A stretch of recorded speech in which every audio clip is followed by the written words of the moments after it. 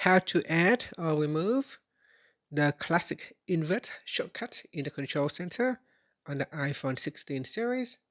First, let's go back to the home screen by swiping up at the bottom of the screen. Then swipe down at the top to open up the Control Center.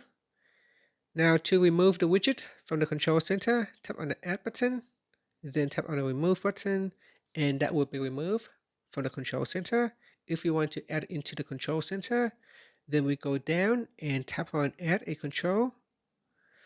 In the control list here, we scroll down to the bottom and then tap on Classic Invert, and that will be added to your Control Center.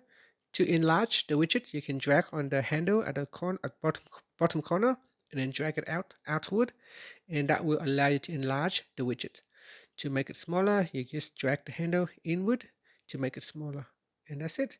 And after that, you can swipe up to close the edit mode.